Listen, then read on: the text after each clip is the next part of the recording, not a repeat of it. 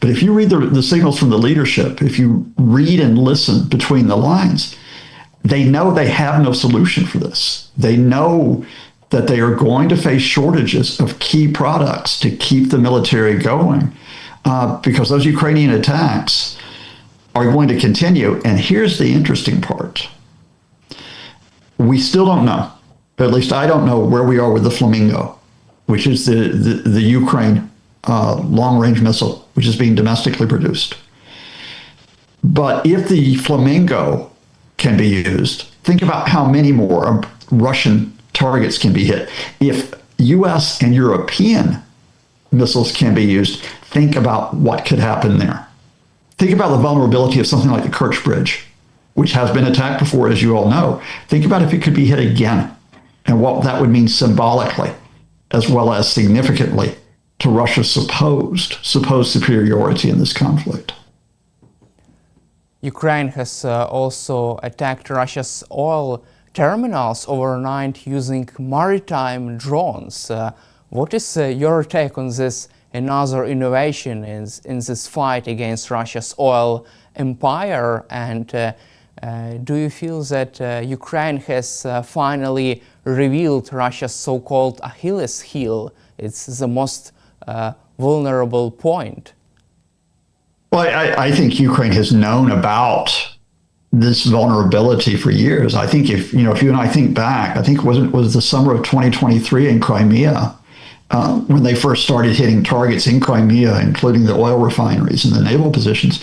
Now, part of those attacks on Crimea weakened Russia's Black Sea fleet. And ask yourself the status of the Black Sea now, compared to where it was in 2022. Russia was shown it was vulnerable there. Well, now that has expanded. The significance of what you just referred to there, I think, about the maritime drones, is it brings more of the refineries, or it widens the threat to the refineries. Because if you talk about Novosibirsk, the major Russian port in the south of the country, the southwest of the country, which has been hit by Ukraine before, it's been hit by conventional drones. If you can hit it by naval drones as well, that means that shipping is vulnerable, including Russia's military ships. It means that the oil terminals are vulnerable as that port. If you think about the ports on the Baltic Sea up near Leningrad, which have been hit recently, think about the vulnerability to them. Now, that's a further distance to try to hit those ports. But, fact here is that while Ukraine's capabilities on the battlefield have been stretched on the front line, Ukraine has expanded its capabilities at hitting Russia from the air and now from the sea because of something, again, that you probably know in Ukraine, but a lot of people outside Ukraine don't know this, that one of the major developments of this war is that Ukraine was able to maintain, develop, innovate in drone production. Some of that in assistance with European partners in particular, that they were able to develop those drone facilities and protect those drone manufacturing facilities, especially in the west of the country, so that they can try to get this edge, this superiority, where we're not just talking about Russia trying to break Ukraine by attacking its energy infrastructure, it's the other way around. Again, do I think this will break the Kremlin? I don't think it'll break it, but it will constrain its ability to try to maintain its military operations. And if you're thinking, which is my rough assessment, that Vladimir Putin has maybe another 6 months, maybe 12 at the outside, to try to continue this offensive, then this makes it more difficult for him. And it builds up the pressure on him to come to the table and try to accept at least what he occupies rather than trying to grab more. Let's try to analyze and cover Vladimir Putin's thinking in his secret bunkers. Times recently reported that Putin rules Russia from 3 different bunkers, underground or possible secret bunkers. From your perspective, what does he feel right now? Does he understand that he no longer controls the situation? He cannot handle these drone attacks on Russia's oil refining systems, and don't you feel that he could feel ashamed, humiliated, because Russians have and access to the internet just, and they see these attacks on Russia's oil refining capacity? Look, I can only speculate on trying to get inside Vladimir Putin's head. I think there are many of you in Ukraine who have known him or watched him closely for longer than I have, who probably could have a better assessment. But let me venture this. Vladimir Putin, when he launched the full-scale invasion in February 2022, this was to be his legacy. You know, this is a man in his 70s. This is a man who has ruled Russia for 25 years. But he cannot say that Russia is a power to match the United States or China or the European Union. He can't say it's an economic power on that scale. He can't say that he has regained the glory of the Soviet Empire. He can't say that he's had this overwhelming success. I mean, okay, fine. He's got Abkhazia, South Ossetia, but you know, is that your legacy? So what does he do in 2022? His legacy is going to be to make Ukraine part of Greater Russia. That's the way I read it.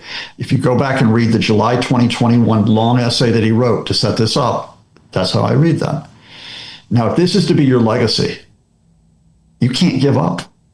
You can't give up and take just a part of Ukraine and say, oh, well, my legacy is that I got, you know, Donetsk and Luhansk and I've got Mariupol, but there's still Kyiv that still stands. There's Odessa that still stands. There's Lviv that still stands. And there's a Ukraine which is probably going to be part of the European Union and at least will be associated with NATO, even if it's not a NATO member. So you have to keep going. You have to keep attacking. Now you might say, well, wait. People would tell Putin, they say, well, you know, look, you just can't achieve this. You just can't. You can't. It's not gonna. We're not going to succeed. We're not going to take all of Ukraine. Let's just take what we have. The number of people who can say that to Ukraine has been sharply reduced. Think about this. That some of his key military commanders, for example, General Surovikin, they're gone. They've been gone for a couple of years now. Who has he got around him? He's got people like General Gerasimov, who, as you know, appeared, a week, 2 weeks ago with this magic map that showed supposedly all of these areas that Russia had taken. And it was Russian military bloggers and observers said, that's ridiculous. We know that we haven't taken that territory. So you got Gerasimov saying, we're winning. You've got Dmitry Medvedev, who, when he is sober, is saying, I'm sure, yes, great job, Vladimir, because that's what Medvedev has to do to keep his position. He can't say, Mr. Kozak, one of the few Kremlin officials who came out and said, look, we're not going to win this. Where is he now? Sacked. I was given some position, I think in Tartarstan or somewhere, way far away from the Kremlin. There are no longer the advisors around Putin who are going to tell him the reality of what's happening. And, you know, his longest serving advisor, possibly, you know, Mr. Lavrov, what's he doing? He's in New York this week trying to tell all these other delegations, you must side with us. We're wonderful. We're part of the great BRICS geopolitical order. Yeah. And, you know, and so Putin and Lavrov count on the disinformation, the misinformation, the propaganda to change reality. They will try to change reality by splitting countries, especially European countries, away from Ukraine. I think they have less chance of success now. I have to say, I have my frustrations with European countries. I have my frustrations with the European Union. But I think by and large, they've done well here. And I think even if Donald Trump is unpredictable and chaotic, I don't think the Kremlin succeeds in isolating Ukraine. Instead, I think Russia is isolating itself. You just mentioned about Dmitry Kozak. According to the Washington Post, he was the only high-rank Kremlin official who opposed Russia's war against Ukraine. It's so surprisingly that he didn't fall from the window and just was sacked by Vladimir Putin. Could this mean that Putin decides to continue his war effort? Because according to Washington Post, Dmitry Kozak was trying to persuade Vladimir Putin to settle this war. I think that's exactly how I read from the signal. Dmitry Kozak was why he survived. We could speculate on that. I think actually Putin does have some personal loyalties, despite the fact that he's a very, very nasty man. And I think there's enough of a personal bond with Dmitry Kozak that it was like he could tolerate listening to him. And then when it came to the point where he can't, he just disappears into the Russian bureaucracy rather than disappearing him outside a window 5 stories up. But that said, it's like, okay, who's there left then to say to Putin, this is what you face? I think the officials, it's interesting. I think if you really think about the officials who are actually saying we've got issues here, you've got the head of the central bank who has actually said, look, we've got really serious economic issues here. We've got a real tug of war here between interest rates and inflation. That's been going on. You then have the finance minister who is saying, look, if we don't do something, we're going to be in recession. Not that we might not be in recession, we're going to be in recession. You've got the head of Mr. Graf, the head of one of Russia's largest banks, saying the same thing, that recession's on the way. And I think those are the people that can sort of, without directly confronting Putin, you're not going to win it. They could say, look, we've got a difficult situation here. And the interesting thing about this is, who's the defense minister? It's Mr. Belousov, who is an economist. Now, I have not heard much from him lately, so I'm going to benefit from your viewers out there. But if the defense minister comes out wearing his economist hat and says, we've got problems with maintaining this war at this level, that's when the pressure grows on Putin. But at this point, the public projection of the Kremlin still is, we've got the gasoline shortages, we've got economic issues, but we can deal with these. We can still deal with these and maintain the special military operation. So I think we go into the winter. We go into the winter when I think it's more difficult for offensives to advance. And we say, how much serious does the damage become in the Russian economy? How much more damage can the Ukrainian attacks inflict? And does that start to open up just the possibility that Putin realizes he's not going to win? You just mentioned about the next steps of Ukraine. It's really interesting opinion. If Ukraine continues this attacks on Russia's oil refining capacity, for how long can Vladimir Putin sustain this? If Ukraine damages not 20% of Russia's oil refining capacity, but 30-40% of that, what could this mean for Vladimir Putin's war machine if Ukraine continues to conduct and would be able to conduct such successful drone strikes directly on this largest oil refineries? I think I would take that in 2 parts. I think the part which is inside Russia is, and this is my reading, and it's my reading from history and so on, and that is that Russian culture, indeed Soviet culture before that, a lot of it is bound around the idea of leaders saying, you have to sacrifice. You have to sacrifice for the good of the motherland. You have to sacrifice for the good of, in this case, the special military operation. And you have to realize also that some Russian people have economically benefited from this. I mean, people who had very little money, but who could go into the military, they risk their lives, but if they survive, they see more money than they have ever seen. So I think that idea of continuing the sacrifice while some people still benefiting from the military machine, it means that everything doesn't fall apart inside Russia, right?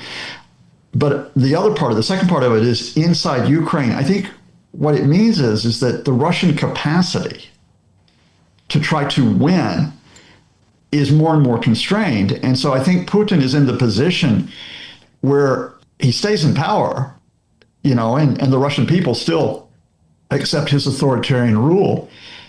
But he has to consider the idea, first of all, of selling to himself that he accepts only part of Ukraine.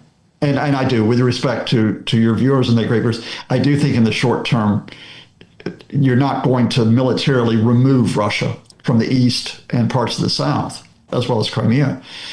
I think Putin may think, well, maybe I just accept what I have now. And I think there may be those around Putin who reappear. We talked about Mr. Kozak, who say, look, let's just accept what we have right now. I think that's what happens. That's what opens up if the Ukrainian attacks continue to hit the economy via the oil refineries, if they continue to hit the military via the oil refineries and the gas pipelines, for example. Can Ukraine go farther? Can it actually, as it cause further economic damage, fundamental damage to the Russian economy? I think that's a question that hinges not only on the drones, it hinges on how much missile capacity they have and how much they're allowed to use. Also, you just mentioned about Putin's war. CNN recently reported that this war is Putin's existential war. And this analysis suggests that after it ends, Putin likely loses power or faces impossible job of explaining and healing that even his autocracy will struggle with, because he needs to present so-called victory to his people and soldiers, mothers and veterans, so conclusive that they can be mollified in grief, or Putin must have this conflict to continue as long as he rules, according to CNN. What is your take on this analysis? I would never make a prediction that Vladimir Putin is going to fall from power. I don't like making predictions anyway, but especially I wouldn't make that one, because he is smart. He is smart. He is ruthless. He is vicious. He took out the biggest threat to his power a couple of years ago with Mr. Prigozhin. First, remember, by making a deal with Prigozhin, allowing him to survive for a while, and then killing him. So it's going to take an awful lot for anybody to overthrow Putin, and certainly he's not going to be removed by elections.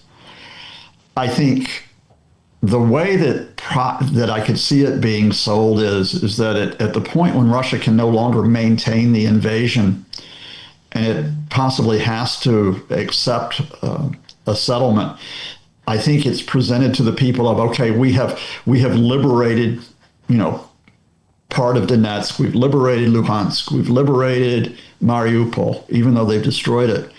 And one day we will be successful beyond this. One day we will. And I think Russia will continue its hybrid warfare, something that perhaps we could talk about on another occasion, because realize that even as Russia's facing all these difficulties, these pressures, that hybrid warfare, which is economic sabotage, which is the attempt to cause explosions, not only in neighboring countries, but across Europe, that attempt to subvert countries through bribery, through misinformation, disinformation, through the finance of opposition parties and instigating protests, something that we're seeing in Moldova in what is a critical week for Moldova with its parliamentary elections. I think that continues. And indeed, I think if you're really watching carefully, what you're seeing Ukraine and Europe talking about is not only how you defend Ukraine if Putin settles, but then says, I can get more later. I think you see NATO and Ukraine talking about how do you defend the Baltic states? How do you defend Poland? How do you defend Romania from these types of threats? Because we know Putin won't quit. And at the same time, if Putin won't quit, either in terms of trying to conquer Ukraine, he's not going to quit power at home.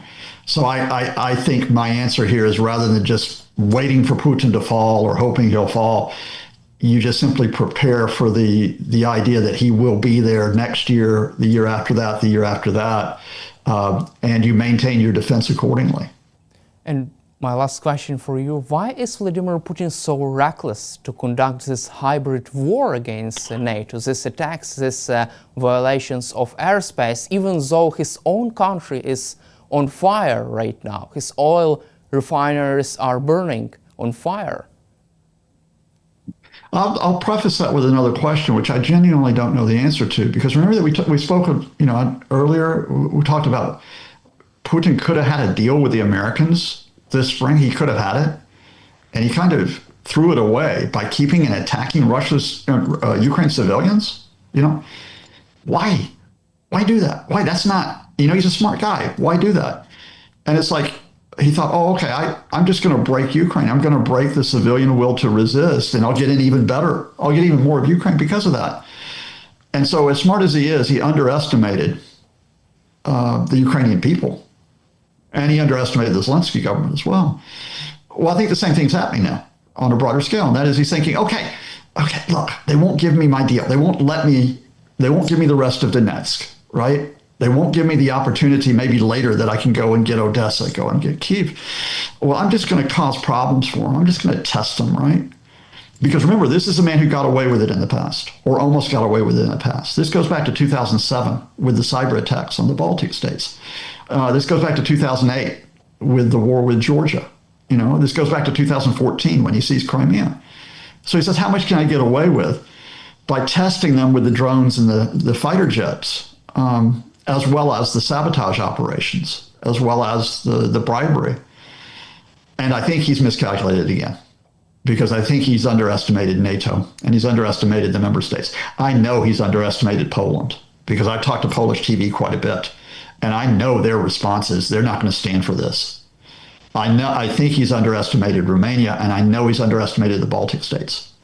So what I think Vladimir Putin has done is he's actually energized NATO. He's actually energized NATO. He shook them out of their sleep by invading Ukraine and then expanding this. Why did he do it? If he's going to do that, he has an arrogance that he thinks he can bully the other side into submission. He thinks at the end of the day, they will submit. He cannot accept the idea that the other side will say no. So what does the other side do? It has to keep saying no. Thank you, Professor Lukas, for your time and for your insightful answers. This was really insightful and in-depth interview. Thanks for your time, and glory to Ukraine.